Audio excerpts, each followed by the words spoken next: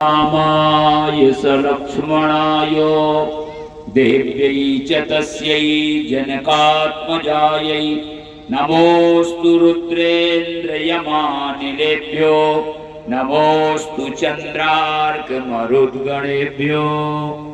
बोलो यज्ञ भगवान की जय। आदि कुमारी मैया की, व्यास जी महाराज की। व्यास मंच पर विराजमान परमादरणीय न केवल बुंदेलखंड अपितु भारतवर्ष में संगीत के माध्यम से राम कथा जन जन तक पहुंचाने वाले परमादरणीय श्री चंद्रभूषण पाठक जी महाराज, उनके साथ पधारे संगीत के सभी विद्वद्गण, सहयोगी गण और आप सब ग्रामवासी में यजमानों के। आदरणीय पाठक जी के मुखार बिंद में और जिह्वा पर सरस्वती निवास करती हैं। इतना मधुर गाते हैं और आनंद करते राम कथा के बड़े श्रेष्ठतम गायक हैं। अस्वस्थता के बाद भी उन्होंने आप सबको स्वीकृति दी, ये बड़ा सौभाग्य मानिए। वो अस्वस्थ थे जब आप गए थे, हमने भी फोन लगाया था, तैयार नहीं थे सहज में। संसार में सबसे बड़ी चीज है स्वस्थ रहना, तो हम भगवान से ये कामना करते कि वे स्वस्थ रहें और राम कथा का गायन करते रहें। इतना आनंद आता है उनकी कथा में। अभी आपने कैसेटों के माध्यम से यूट्यूब वगैरह में सुनी होगी। आपका गांव काफी बड़ा है। आज पहला दिन मानिए तो विलंब हो गया है। कल समय से माताएं बहनें भाई बंधु पधारे। जब आदरणीय पाठक जी ने समय दिया और पधारे हैं तो आप समय दीजिए। अपने घर में देव स्वरूप कथावाचक आदरणीय पाठक जी पधारे, तो ऐसा ना हो कि आप लोग घर ही बैठे रहो, और घर भी बैठे रहोगे तो आदरणीय पाठक जी तो आदि कुमारी मैया को सुना के हम लोग चले जाएंगे। यज्ञ हो रहा है, यज्ञ शुरू हो गया। देखिए, यज्ञ में जब हम देवताओं को बुला चुके और सामान आ चुका, तो अब तो यज्ञ होगा आनंदमय। ऐसे आदरणीय पाठक जी यहाँ पधार चुके। 2 दिन बड़े तकलीफ में रहे, क्योंकि आप लोग आदमी तो भले हो लेकिन व्यवस्था में नहीं जानते हो।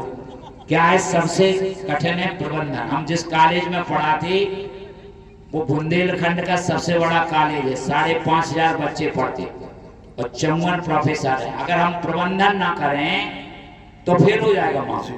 तो ऐसे ही आप सब है, आपके पास चंदा है, पैसा है, सामान आ गया, उसका उपयोग ना करो, प्रबंधन ना करो तो मामला फेल हो जाएगा।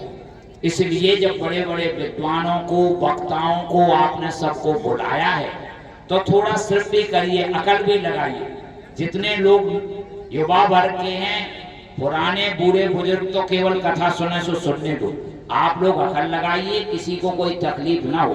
आदरणीय पाठक जी बड़े प्रतिष्ठित वक्ता हैं और वे यहाँ पधारे तो उनकी कोई सेवा में चूक ना हो। रहने का प्रबंध, भोजन का प्रबंध, जलपान का प्रबंध और ख्याल भी वहाँ 2, 4, 5 आदमी आसपास वक्ता के रहें। कोई जरूरत पड़े तो उसका समाधान करें और तुरंत करें।